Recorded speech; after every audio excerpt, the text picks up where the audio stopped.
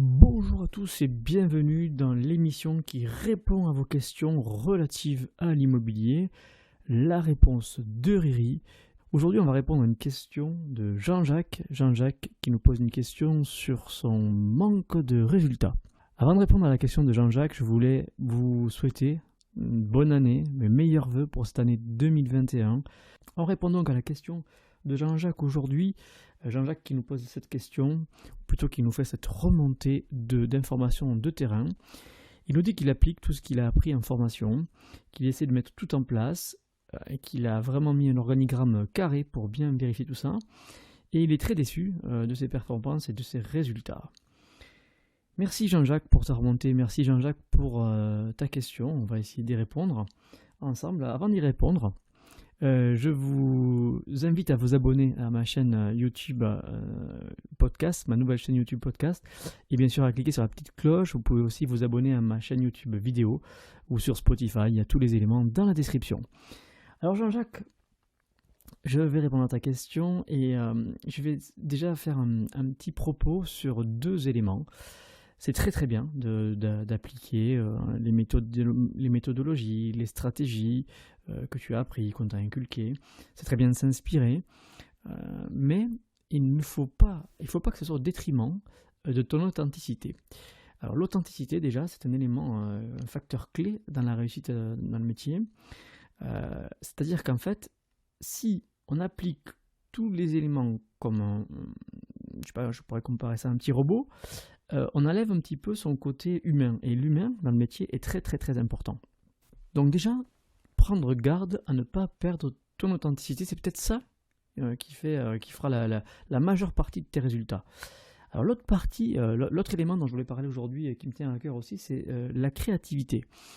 Alors la créativité, pour faire référence au passé, il y a des siècles de cela, quelqu'un de créatif, on le considérait comme fou en fait. Voilà, c'était la créativité, c'était synonyme de folie. Et oui, parce qu'en fait, c'est faire des choses nouvelles, faire des choses qu'on n'a pas l'habitude de voir, c'est déranger un petit peu, c'est sortir un petit peu des gonds, de la zone de confort, et être donc créatif. Je ne sais pas si vous voyez un petit peu cette image du passé, et c'est vraiment ça aujourd'hui. Si vous voulez que ça fonctionne, c'est bien d'apprendre, c'est bien de mettre des choses en place et de vous inspirer, mais ça vaut aussi le coup de mettre votre propre créativité, vos propres ingrédients là-dessus pour sortir justement ça, et peut-être justement amener un supplément, une différence, un petit plus qui peut-être justement fera la différence et vous permettra d'être plus performant. Donc voilà, je ne sais pas si j'ai répondu à ta question Jean-Jacques, mais on a parlé de ça dans une des émissions que j'ai fait, une émission en live que je fais sur internet qui s'appelle La Minute de Riri. Et j'ai fait une émission là-dessus, j'en vais en faire une d'ailleurs ce mois-ci aussi là-dessus. Et c'était très intéressant de voir les échanges et les retours de chacun, parce qu'on voit que chacun met un petit peu son petit grain, sa petite différence, son petit plus. Et à la fin, on voit une grosse différence au niveau des résultats.